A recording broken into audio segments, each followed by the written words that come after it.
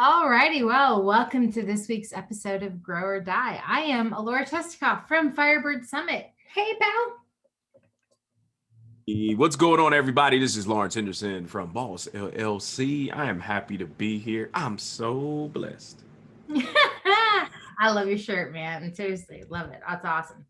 Okay, so it's funny. So every once in a while, like we come to these episodes, and like one of us has an idea, like what I think we're gonna do, but in our like quick chat before we get started, like something else sparks.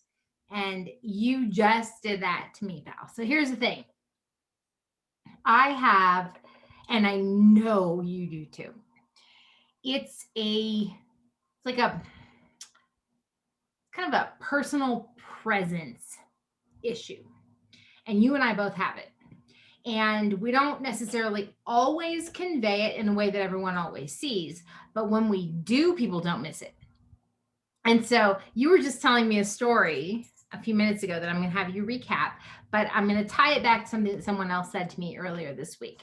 So I have a project going on with a client, and one of the people I have on my team working on it is like telling me about, he's recapping some meetings that he had. And he says, oh, I was talking to my wife, and I'm talking about like the client, and she's just like, she owns this shit, and she's completely like crushing it. And his wife looks at him and says, oh, she's Alora, who, by the way, he has worked for me many times over the years. Like we have we've been working together off and on for 15 years. And he's like, yeah, actually, the client is exactly Laura. Now, ironically, the reason we're working with this client is because she and I have been friends for a very long time, working in the same space. We've had like ongoing, like back and forth. She is one of the few people that I've met throughout my career who I'm like, oh no, she is legitimately a peer. There are so many things that we don't have in common, but there are some really critical, important things that we do. And when professionally speaking, either one of us hits a point where like, I need a certain like expertise, that's where I go. And so what's really interesting to me is like, and I know this is a thing for you too, because we've talked about it before, is that we both kind of just like hit this like, well, I am who I am sort of thing, and we don't think about it. And then someone else is like, dude, that's like hardcore badass. And I'm like, I don't know what I just did, but it like disrupted what I thought we were doing, right? Because like someone else had this perception of what I was bringing to the table or how I was going to engage, and it had an impact. So you were just telling me a story about how like this woman that you're dealing with, you're like, oh yeah, she reminds me of you. But she kind of like stopped the moment because she spoke up in a way that changed the course of a conversation. And so I want to talk about personal power, and especially when you have more than you consciously recognize, because I think that's a very hard thing for leaders to rein in, because one of the hardest things, to be fair, in a leadership role is sometimes your real job is to shut the hell up and to let other people germinate ideas. Now, the balancing act is that sometimes the people who are following you because you are like a great, inspiring, motivating source. So when you have this balancing act that you're trying to navigate, it's very, very complicated. So can you talk to me about what you were seeing with this conversation you were Yeah. having that just like completely kicked off this whole, oh no, I recognize that looks like a Laura kind of moment, because it's Yep. just so it's the thing I hear about the most, but it's Mhm. the thing that's the most difficult for me to consciously acknowledge and recognize in any kind of repeatable way, or in a way to help other people. Yeah. So I think so the story was, this amazing young professional who just this rock star female. Is she sits in meetings, and she sits in these rooms, and she was just describing, this last time that she sat in a space, and how this time there was some awareness around, the room got quiet, and then the room was like, holy crap, why didn't you speak up earlier? like when she did speak, and I liken it to like you being the most famous person in your family kind of thing. It's like, I'm just I'm local famous, right? But it's like, but you're the most famous person in our room. And so when you don't identify your own personal power, whether it's humility or other things like that, and again, people in those spaces, it wasn't that she didn't want to speak up. It was just like, I'm gonna pick my spot. And when she did, it was like the most profound thing that could have happened to every leader in the room. And I love that you introduced kind of the Malcolm um, Goldsmith part of like it's not a fair fight when the CEO speaks, and that goes to certain conversations in certain rooms as the leader say, hey, to keep creativity, innovation, and all that stuff churning, you kind of wait to speak. But for this professional, the thing that came up for me, and the thing that I compared her to you is that, oh, you're not waiting for permission from anybody to speak. You're just making sure that you're not going to dampen anything that's happening in the room, because when you do speak, there's so much value, there's so much there for some people to unpack. And even in this exchange, and you talk about that personal power of people understanding what it is, to be conscious about the words that you use, and to be conscious that um, it can be intimidating sometimes. I know I was guilty of trying to quiet my voice, because I am a huge observer of people, and watching people's reaction when I speak. That they would almost take this, oh God, here we go. Like the moment, like it was like all the turns are over after he speaks. And I was like, and I rarely was in charge of a room. But when I did, I was like, oh, this, I see it differently. And I think that's what happens a lot of time with personal power is because we aren't used to being in spaces with other amazing people or allowing others to be their version of amazing. Then we kind of ball up in the moment, and allow our voices to be quieted based on us trying to assess value of our voice. And I think that can be a very damaging. And again, we talked about mindset, we talked about all of those things, but finding that personal power, particularly in that space, and this just that understanding that she found for herself was such an amazing kind of moment for her. It was just like, huh, they actually are listening to the things coming out of my mouth. And so it was an amazing moment. I was like, I thought of you. I was like, I immediately thought of you. Well, I'm delighted that that's true. But I'm actually interested in the corollary. So, for you personally, can you think of a time where you realized after it was over, probably, but where you're like, oh, damn, I had more power there than I understood in the moment. And I probably steamrolled or stopped or kind of like obstructed what was happening because I inadvertently superimposed my own power into that situation. Oh, I 100% have the last conversation, one of the last conversations in my last corporate job, where they were trying to make a decision around, and you know how strongly I feel about diversity, equity, and inclusion topics, and they were going down this route of making a decision point, and I was very, very animated and strong in my disapproval of a certain thing. And this was one of those moments where I knew the weight of what I was saying, but I made a conscious I don't care choice to just lay that bomb in the middle of the room and literally shut the conversation down. It literally, like, and it was senior leaders involved, it was senior people involved, and it just kind of sucked the air right out of the room. And looking back at it, it was super heavy handed. It so could have been handled better with care. And but I think what led to that emotional, it was emotional for me, because I was already transitioning and I had thoughts about that, and it was the unknown I was walking into, so it was a lot tied up into it. But really, I could have did better. I could have did so much better as it pertains to caring for those involved in that conversation, because I can't recall many. it may have been one person that said something after me, but then it was kind of all like next agenda item. Yeah. Okay, can you remember a time? Can you think of a time when you did it and didn't like? So that's there's a conscious moment. Oh, yeah. There's an emotional disconnect from like, screw it, I'm all in. Like I've already made my decision, whatever. But can you think of a moment when you did it where it wasn't until after you look back and you're like, oh man, I dropped the mic in that moment, and I didn't plan to, I didn't mean to, I didn't realize I did until it was too late and I couldn't walk it back. So have you ever like had a speech or a talk or something that you like wrote out and then something happened and you rewrote it emotionally? You ever had that moment happen to you?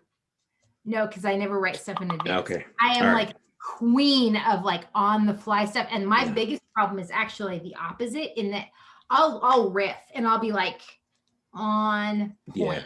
And then someone will be like, oh wait, can you back up just a little bit and repeat that? I'm like, I can't repeat it because I have no idea what I just said. Like I was like in the zone and it was flying out of my mouth. And now I couldn't repeat it with a gun to my head because I have no idea what I just said. So my unconscious moment was all script. So young captain, change in command. I got wind of some atrocities, and I was super dramatic. And I rewrote my going away speech the night before, and I ruminated all night. And my wife is like giving me the recount after, and it's like it's probably one of the moments that she described like a level of disappointment, because Alora, when I say it was probably one of the worst written speeches I had, I wrote out statistics, like I wrote out, like it was so bad. And as I was not your style. Like, I know. Statistics. It was like I'll like throw in like the random stat to make a point, but I've never once heard you pull on a stat ever. Oh, I'm talking about I pulled out stats to speak to how they were so dumb. Like, and it was the leaders who were like in attendance of this thing. And it was like, and my soldiers are so you're using stats we're using stats, which is already an uncomfortable paradigm for you, to bludgeon your own audience. Oh yeah. At the moment. Oh, that's a double whammy. This is why I love when your wife gives you feedback, because your wife gives you the most honest feedback of like anybody ever. Like it's awesome. And like I want to send her flowers on principle. But it was so bad that after the ceremony was over, like the leader who was in the audience, like they wanted to talk to me. Like that's how bad it was. And yeah, I want to talk about your talk. Yeah. That's not good feedback. That was, and I was like, in my mind, I was like, and you know me, like I'm never an apology person. I'm just like, it was calculated. I did it. It came out. But as Dupree was talking to me, I was just like, golly, yeah, that was bad. That was bad. Oh God, that was bad. Like what it burned bridges? Nah. I blew that sucker off its foundation. Well, and again, right? Like it gets back to what we were referencing before, right? It's one thing if you're in a moment and you're like, you know what? It's time to burn this baby up, versus something where you're like, oh, I'm just gonna say my piece, and then later you're like, oh wow, I didn't mean to light the match on that particular can of gasoline. Like it's like there are times and places where making that choice. Yep. There are reasons to do that, and there's value potentially in doing it. But like exactly, if you gotta like you have to make the distinction between am I making a choice and I am prepared to live with the consequences, right? It's like the eternal First Amendment argument, right? It is. There's a difference between having the legal right to say something and then suffering the consequences of not getting a job, or like the First Amendment doesn't protect you from someone thinking, hey, you're an asshole and I'm not going to do anything to bring you into my company or to hire you. Like, well, that was the thing. There's I a was difference. so You have to be prepared. I And that's wasn't. why yeah, okay. That's And I awesome. totally wasn't. Like it was just like, I'm gonna get this out. Like that's literally all I was thinking. Like, I gotta get this out. That's when it's therapy. That's when you turn a public speaking event into your own therapy session. This is what we dealt with for 4 years of Trump. Like, seriously, he just goes out in front of the cameras Oh and he man. turns like his little press conference into his own personal therapy session, which is bad for Oh, everyone around. And honestly, I think this might be one of the best lessons that like all of us individuals could learn from 100%. 4 years of that whack job is, you know what, do not inflict your own personal therapy session on other people. Like that's Mm-hmm. not, it's not fair, it's not reasonable, and I guarantee you ain't gonna get you any kind of results that are gonna Mm-hmm. help you in any meaningful way. So what happened? So Dupree was giving you feedback, and then you got asked for a talk. Oh my gosh. So first of all, so the aftermath that I didn't quite think out. Got called into, senior leader, like what was my old office. I get called into, and I'm standing there, and my phone is like blowing up in my pocket. And later I find out it was my soldiers worried about him, more than worried about me. But they were calling my wife to tell her to come get me, because we had drove two separate cars that day, for the ceremony. And like when I finally got the opportunity to talk to her, like just a level of regret that I had, of not thinking through, like you said, to not think about the ramifications, right? Like I really, in that moment, they had enough ammunition to like pull up Uniform Code of Military Justice and like roll me. Like they had it. Like they had, like I scripted it. Like I wrote it. Like and Yeah, I and feel just like the level of, there was no getting your way out of that there one. was no, and I was so glad. This is 2009. So this is before people post videos to YouTube, and like I'm so glad it was not today, because that might have been live on Facebook. And there would have been a dishonorable discharge waiting to Yeah, happen.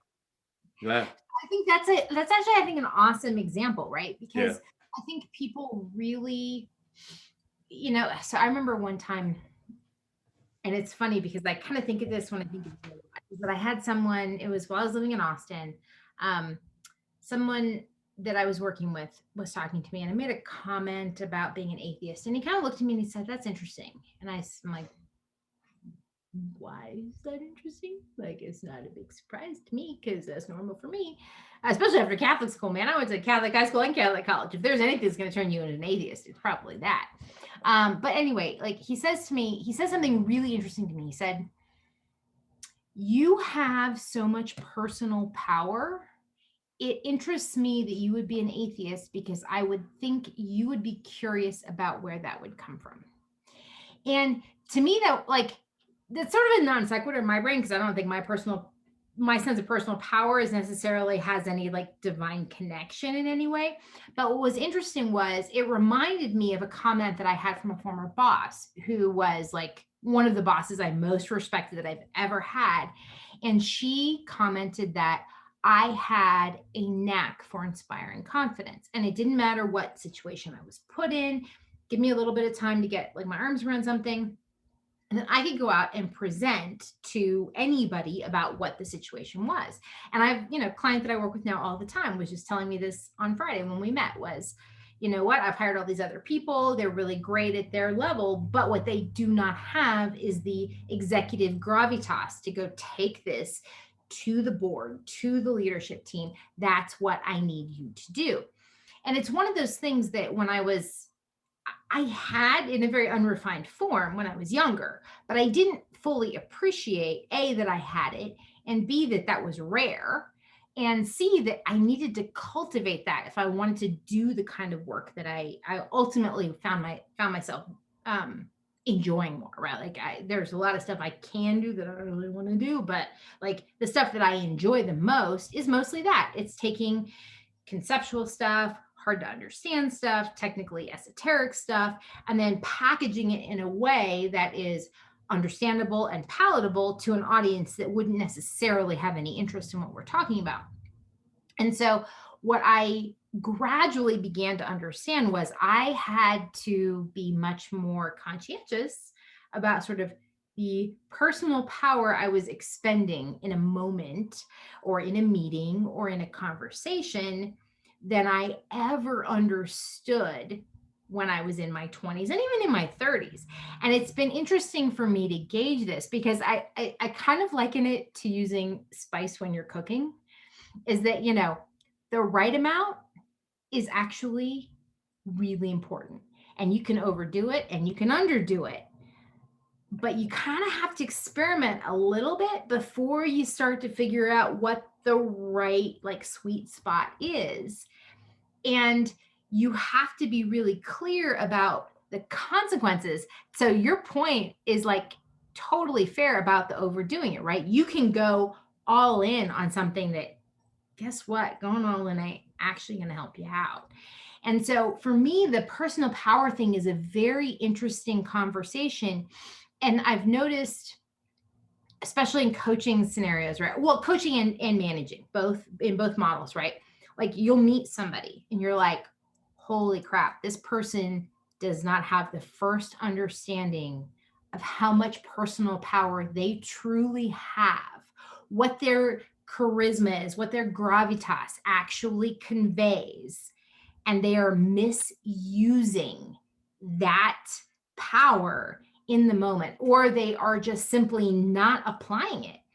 And for me, one of the most interesting things to work through with a client or a direct report, because I've had a couple of people who work for me who the same fall in the same category, is, do you understand how, and it could be anything, right? It could be confidence inspiring. It could be just reassuring and calming, right? How many people do we rely on to be just that calm voice among chaos, right? One of the things that it's a great book on executive presence that I love, but one of the things he talks about is that one of the critical components of phenomenal executive presence is being the calm in the storm, not getting emotional, not getting worked up.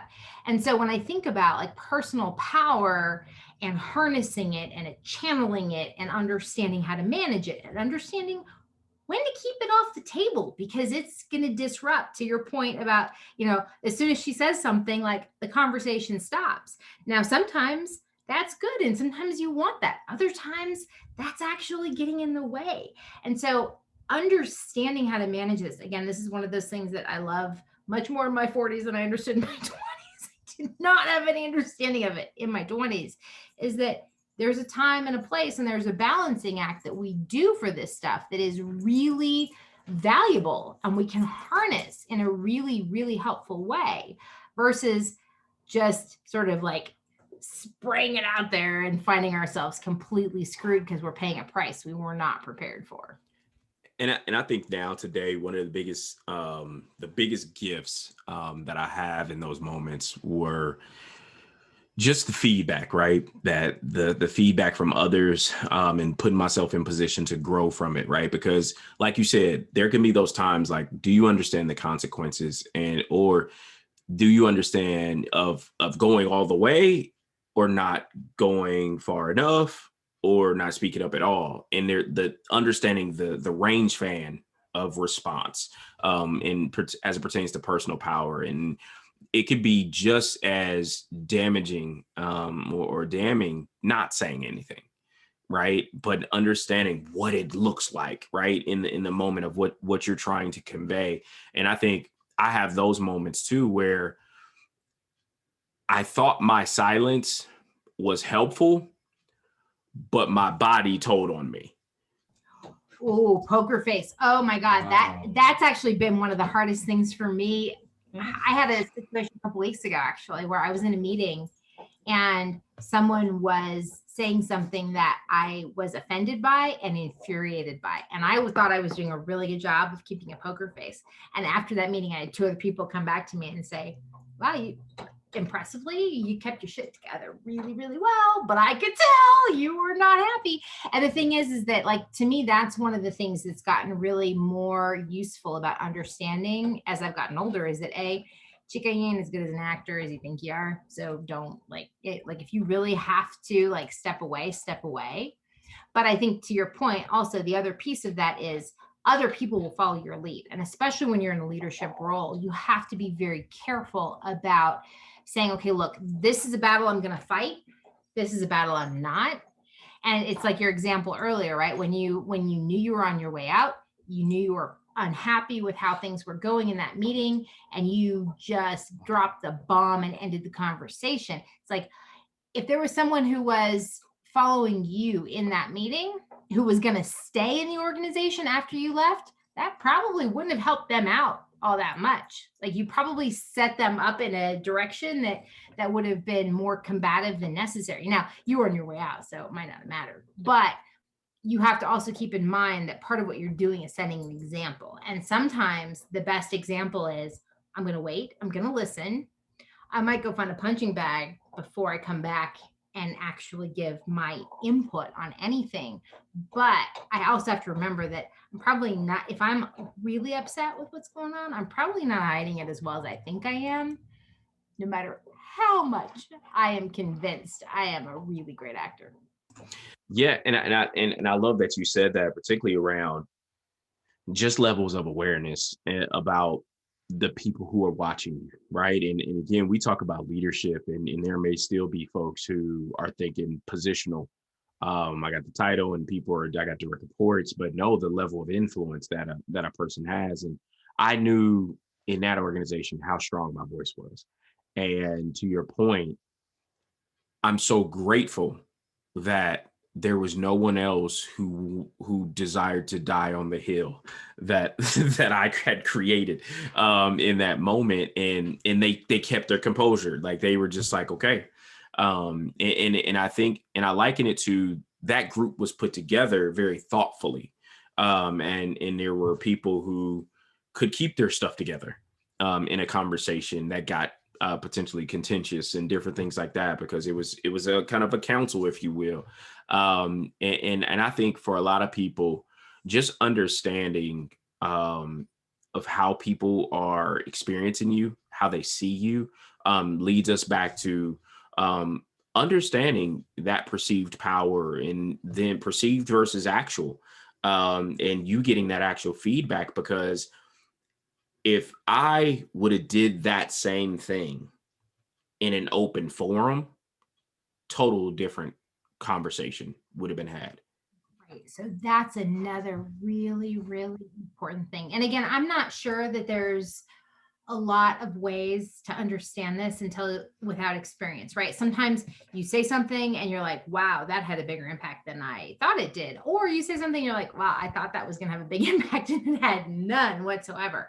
And there's so much about that's situational, right? It's you, it's the topic, it's the audience, it's the circumstance. Like there's so much that's very, very fluid around that. And you can never always predict how that's going to go. But I think with experience and practice, I mean, you stick your foot in your mouth enough times, you start to discover what shoe leather tastes like, and you understand when it's worth taking on versus when maybe not so much. But, for me, the thing that's been really helpful, and it's been honestly, it's one of my favorite things about coaching is to watch other people have that moment where they start realizing, wow, I actually have enough credibility with these people that I have a degree of personal power. And sometimes it can be like I actually love like using Dr. Fauci as an example, right? Because you listen to him talk and he's got this like very sort of Brooklyny accent, which isn't necessarily like inspire you with confidence. But the thing is that you listen to what he says, and he's such a deep subject matter expert in what he does that he establishes credibility. And to me, that's actually one of the really important lessons you have to learn, right? Because some people just have this like great degree of personal gravitas. I would actually probably put Barack Obama in that category, right? He's just got presence. I might even put Michelle Obama in an even better category, right? Because she's got presence, she's got this grace, and you kind of just can't not, and a lot of charisma. You kind of can't not pay attention, even when she doesn't really want to be the center of attention. And it's just about her personal presence. Whereas you have someone like Dr. Fauci, and he's just a really deep subject matter expert. And once he starts talking, once you start asking questions and you start hearing his answers, you can't, like, none of the rest of us know anywhere near as much about his topic as he does. So you would never think to argue with that, as long as you actually are someone who respects like knowledge and practice and everything else. But the reality of that is that those sources of power come from completely different places. And I think that one of the things that happens as we get older is we become deeper and deeper subject matter experts in something, right? Whatever it is, because we just spend time in it. But then there's the personal piece, and I think the two work together in a way, and at different points in time and in different circumstances, one side of that equation might be stronger or have more weight than the other. But I think the thing that becomes really important, especially as we get older, especially as we have become real experts in something just by having virtue of having spent enough time in it, that you want to make sure that you're not undermining one for the sake of the other, right? I think that the really hard thing, and again, I don't want to use a political example, but the reality is that like you can take a Dr. Fauci, right, who spent 30 years in like, whatever, 25,000 presidential administrations in this role where he's gone through one after another after another. And so he's got this like super deep technical expertise, but and I think he's been a really great example about this, is like he never, in the face of like a crazy administration that didn't care about science, he never lost his temper. He never undermined it by throwing a temper tantrum or by getting like grumpy about something or trying to punish someone else, right? Like you have to balance that personal presence and that personal integrity component with that subject matter expertise in a way that actually helps you maximize what you need to get out of the moment. Yeah, I love that you, there's something to and it's funny, over the last month I've been running into a lot of people that have been NLP practitioners, that neuro linguistic practice. Yeah, and so I've been running into these people, and being a student of language in word, and how, and it really goes to something that we do as coaches, and the why am I talking, right? And being conscious about, when I do speak, have you calculated to a certain extent the potential outcomes, and are you okay with them? And just in that being the full circle thing that we keep coming back to is, do you understand the ripples of your words, and really being mindful about them? And I really believe President Obama was a really good example during his presidency of how, like I could see him and his speechwriters, and them sitting in a room together and just going through, how is this going to land, right? You have all these Americans that are going to be watching this thing, and I know, based on my last speech, this side of America heard it this way. This side of America was like, but where's that middle? Where's the message that?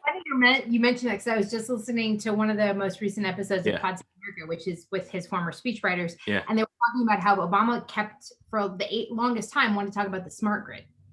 And the speechwriters kept saying, Americans don't, like, enough people don't understand what that means. And of course, now in light of like what happened in Texas last week and everything else, like the smart grid is back to being a big conversation. But like Obama was like trying to talk about this for years. And his speechwriters kept coming back to him like nobody understands what you're talking about. And he was so passionate about why this was important, but his speechwriters kept kind of trying to combat him back to, you're talking over here and most people are over here. We have to come back something Mhm. everybody understands. There has to be a common language. Mhm. Yeah. And it's so hard. And and that's why I say you just there comes the point where you just have to be okay with your message. And I never forget it. And it happened in my TEDx. And the organizer, Greg, I never and it was probably the best thing that could have been said to me that day. Um, and to all of us presenters, he says, your message is your message. If you deliver it and the context within your heart makes sense, it'll land where it's supposed to land. And I was like, he said, it's your idea worth spreading, not Ted's idea or anybody else's. It's your idea worth spreading. We said yes to you coming here and sharing. This is your idea that you believe is worth spreading. So spread it. But here's the counterpoint I would say to that is that Mm-hmm. that is very true of someone who has practiced their message 100%. off isn't functioning off the cuff. Yep. You how many I mean you I I was do it all there the time. while you were practicing for that TEDx Yeah. talk. Right?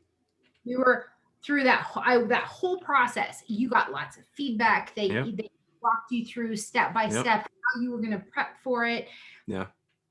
Talk is great. I love it. But at the end of the day, that was not you on the fly in a meeting, pissed Yeah. off about something, and then saying, screw you. I've already given my notice. So I'm going to say what I'm going to say. Yeah. And Well, I think that moment in time, and the reason why I bring that up is because that preparation made me more conscious of the words I use. And I oh, think it, and so I literally that day, and even in that last meeting, and why that example came so quickly to me is because, and the reason why you had to ask me again, when was the last time you ever had an unconscious response to something? It's because since 2018, when I had that TEDx opportunity, everything has been a conscious conversation for me. And everything has been intentional that's come out of my mouth. And I've been very thoughtful about it, even in anger. Even in anger, it's been, I'm just gonna let this egg drop. Like I'm just like you gonna get this smoke. Like that's like, and this brings us back to a consistent theme that we always come yeah, back to.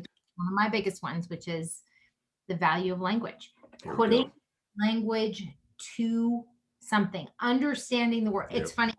I started reading a new book and I'm in love with how the author is crafting, like just his language craft is phenomenal. Mhm. And there are not that many people that I know who truly appreciate that. So one of my best friends, I sent him a text last night. I'm like, "Oh my god, have you like read this book?" Because he's an avid reader. But he was a rhetoric major, like in college. He Ah, was a rhetoric major. So like his love is the use of language for the purpose of wow. point in an argument. And so he's like one of the only people I know who, when I am reading a book and I'm like, oh my God, this author just had the most fantastic like turn of phrase or the most evocative imagery, or like he's the person I go to. I'm like, oh my God, have you read this? And it's funny because he wrote me back. He's like, he goes, no, I haven't read it yet, but I have another friend who recommended it and said it was amazing. I'm like, I don't know who else would appreciate how just phenomenal the language craft Hmm. is. And yet I feel like it's such an underappreciated skill, but I feel like it's so unbelievably valuable. 100%.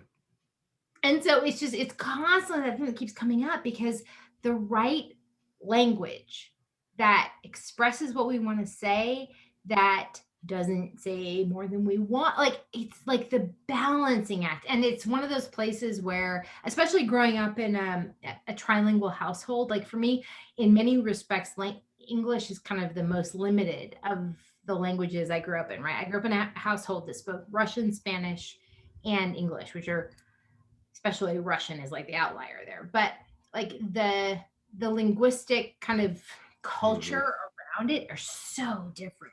And so I grew up with a very finely tuned appreciation of like both the strengths and the weaknesses of any given language and what goes with that. And so I feel like sometimes that makes me more overly sensitive to kind of like the use of the right word or anything else. Exactly. But it's like I was saying earlier, sometimes like, and I'll do this a lot in like brainstorming sessions where I'm like, oh no, but I think I want to do this, and this is the communication, blah, blah, blah, blah. And I just go on like this long riff, and other people are trying to capture notes, and they're like, oh, that was great, great. Can you repeat that? And I get to the end, and I'm like, I can't actually repeat that because I have no idea what I said, because in the moment I was so like in the flow in the moment, I can't actively choose a point in time to go back to because it Yeah. was so like organic in that way. But the thing that always comes back to me is that is fundamentally always part of what other people tell me is my good power in the moment is my use of language and how I can use it. And it's like it's one of those places where again, I never thought about it, planned. It was just kind of the thing I grew up with. But I never thought about it as a source of power. How do you use language? How do you express yourself? How do you talk to someone? How do you listen to someone in an active way, which is something I never learned to do until I went through coaching training. Um, like all of those things come back together, and it's a very different view of what constitutes personal power in any given moment. But I think it still ties back to the stuff that we always keep coming back to, because they're also in many respects very learned skills. Like, and I think this is the thing that we come back to a lot is we have this like basic nurture versus nature thing. At the end of the day, I think so much of all right, like from a nurture perspective, I can't do anything about the fact that I grew up in a household that spoke three languages. That's like just I thought that was normal until I was 12 years old. I thought everybody did that. Like I didn't think that was abnormal in any way. But having said that, like then there's the nurture piece. Like I have continued to be interested in what are the limitations of English? What are the cultural connotations that go with a lot of the Russian language, because there's a lot there. Like there are things there that actually once I started understanding more made it a lot easier for me to stand in front of a room full of people, especially in my world, in my tech world, like white men, not at all in I was always the only woman. It's like, how do I go in front of this group of people and make a case that they need to spend, $12 million, or they need to go buy this thing or do all these like big changes that they're not comfortable with? And how do I use language to actually help them get comfortable making a decision that I think is best for the organization? And that comes Yeah. to this whole question of power. How do you convey that, and how do you know when to use it and when to not? I think it's like anything else, right? You just if you don't give yourself the opportunity to practice and to collect data, then you'll always fumble through it. And I think these moments of intentionality and I thank you for opening up the podcast space, right? And as we first thought about this last spring, to partner and start doing this, we were just talking and finding our way and the banter, and it made sense to us, but it was just the fine tuning of message, and you pick and create these opportunities for yourself to get better at it. Is really where I found myself, and how today it's as a speaker, as a coach, and as anybody, you just do right. I go back to the book, and one of a peer of mine first introduced me to the book, The Knowing Doing Gap, and how this book talked about all these organizations who would bring in year after year a consultant, get reports and all this stuff, and then it would go on a shelf. And then they bring in the next consultant. The next consultant would actually find the report from the previous year, and they were like, Just try it out and try a new version. Trust me. "What? As a consultant, I've done it, and as in Oh, the company side, I've been on the receiving end so more times than I can count. yeah." But learning your power is the same way. It's you have to know, and you can't collect data on it if you don't just put yourself out there and use it. Or as a leader, when's the last time you actually asked somebody of how they experienced you in a meeting or anything like that? Because I've been in those places where I never got the data. I watched people cringe, Yeah. but because there Well, was no it's also follow-on conversation, I didn't know. that's a hard question to ask, Greg, especially Right. if, yeah, yeah. Okay, so as we're wrapping up today, here's my question. And I'll give you mine, you give me yours. I got you. Your most embarrassing story about after the fact, holy shit, I blew that. I had more power there than I realized, and I totally dropped. I messed that one up. Mine is a um so you in the church. Um it was a decision point around a group and direction that we were actually going to take a program, and I was so in my feelings about what had been shared up to that point that I just stayed quiet. And not only did I stay quiet, but I was putting off this vibe that nobody else speak either. And I got that feedback after that me not speaking shut everybody else down. That's And exactly the opposite of what normally happens. totally opposite. But it was the energy I was omitting. Like it was coming off of me, and they were just like, "Dude, you shut everybody down." And I was like, "But I didn't say nothing." He was like, "Yeah, that's the point." It was like we were looking to you to be the expert voice, and you didn't say anything. And I was just like, "Oh, sorry." I'm doing that. It's not even funny, but okay. Yeah, but it totally in that moment, like I felt so bad. Like because it was a leader development program, like oh, it was my vibe, like it was my thing. But I was like, I thought they had already, like the way they were communicating, they had already made a decision. They was like, no, you totally read the room wrong. It was like they had made a decision, and like you were the smoking gun. Like you were the one that was supposed to come off the top rope with the elbow, like get it, like push it over the goal line. And I didn't. I just like stalled at the 1 yard line, and everybody else did too because they were looking at me. Yep, Totally got. totally dropped the ball. So what's yours? Okay, so mine was actually this company meeting. It's about 2.5 years ago. Me and the rest of the VPs who are part of the leadership team were doing like this kind of like big. We didn't have a big kind of like town hall meeting very often. Mostly because we're a geographically distributed team. Everybody was in town though. We did a big meeting. And one of the realities of our situation was the small startup that I was part of had been acquired by a larger company. Now I had only been hired by the larger company to come in as we're kind of integrating everything else.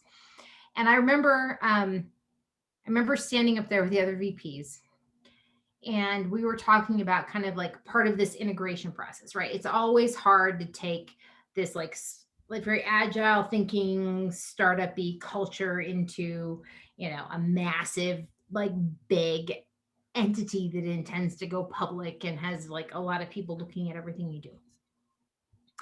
And I remember we prepared for it. Me and the other VPs were really good. They were like some of my favorite human beings on the planet. So like I loved them and trusted them a ton. And so we'd all worked very much on the content. But I had come in from a client. The meeting was on a Friday. I came in like really late Thursday night, so we didn't have a chance to practice before our meeting first thing Friday morning. Friday around lunchtime, after the meeting happened, we had everybody, like, I don't know, 120 people or so in the room. We kind of done our thing. And afterwards, one of the members of my team came in and said, okay, well, so here's what I've collected so far. So-and-so said this, and this, which kind of rubbed people the wrong way. So-and-so said this, and this, which rubbed people the wrong way. And you said this, and this, which really rubbed people the wrong way. And I was like, crap, I don't even remember saying. And in hindsight, as I was like trying to reconstruct what I said, I realized that I was trying to make a point and I hadn't gotten all the way there, right? Like I had started to kind of go through the path of getting to the point, which I think if I had gotten to, probably would have been okay, but I didn't make it all the way there. And it was really good feedback in that I kind of unintentionally alienated a whole bunch of people I didn't mean to. But at the same time, it also was a really good lesson for me that maybe practice a little bit more, and make sure that you're asking for that feedback, because I actually didn't ask for that feedback. To be fair, like she came into my office and was like, okay, just letting you know, this is kind of the buzz I'm hearing around everything, which I hadn't requested. And to be fair, I probably wouldn't have requested. It didn't occur to me, not because I didn't want it, because actually it was useful. But it wouldn't have occurred to me to go out and ask for it. And I wouldn't have necessarily asked in the right place that was collecting it. But it was one of those moments where I was like, huh, man, I thought I landed it. Like I felt really good after the end of that meeting. And I'm standing in front of 120 people with, my three peers. We're doing our thing. We're like, it's like the four of us are united front. We're really feeling really good about the message we're presenting. And then I get feedback like, 2 hours later, I'm like, oh, wow, crap. That didn't land as well as I was kind of counting on. And it was not something that I had even thought to go soliciting. And that was for me the biggest lesson, was because I got really good feedback from it, and it was very useful and valuable that I understood how the message I actually got out was differing from the one I had intended. But the reality was I wouldn't have asked. And that was, to me, the biggest lesson was ask the goddamn question. Just like, how did it sound? Like, what made sense to you? And you have to ask somebody who's not a sycophant, which is the other hard thing, because the easiest people to ask, whether you realize it or not, or whether you intend it or not, are the ones who are going to give you like the bullshit answer. And that's not the one you need. Yeah, this is one of those topics you just got to keep working at it. You just got to keep exercising at it. And no, this was a great one today. Alrighty, pal. Well, as always, I love getting the chance to chat with you. So thank you so much. And that is a wrap for today. I'll talk to you next. All right. Sounds like a plan. See you soon. Talk to you later. Bye. Bye-bye.